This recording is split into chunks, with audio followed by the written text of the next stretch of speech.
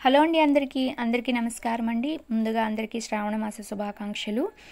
ఈరోజు మనం లక్ష్మీ కటాక్ష సిద్ధి పొందడానికి కొన్ని సూత్రాలను అయితే తెలుసుకుందాము.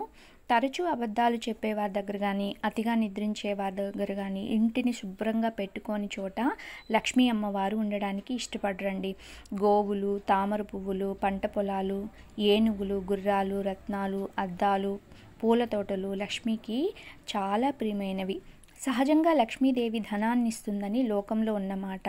కానీ లక్ష్మీదేవి పుత్రుల్ని, మనవల్ని, ధనాన్ని, ధాన్యాన్ని, వాహన సౌకర్యాన్ని, విద్యను, ఆయుష్ను ఇస్తుందని శ్రీ సూక్తం చెప్తోంది.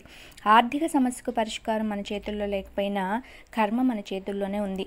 కులదైవం, ఇష్టదైవంతో పాటు లక్ష్మీదేవిని నిత్యం పూజించడమే మనం చేయవలసిన కర్మ.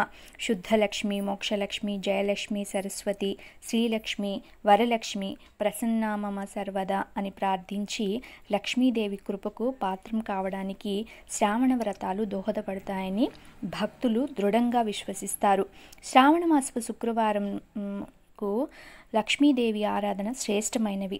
వరలక్ష్మి వ్రతం ఈ మాసంలో వచ్చే ముఖ్య పర్వదినం కావున వరలక్ష్మి వ్రతం రోజున అమ్మవారికి చక్కగా పూజ చేసుకొని వరలక్ష్మిగా కొలిచారు అంటే ఆ తల్లి ఆనందించి మీ ఇంట సిరులను పండిస్తారు.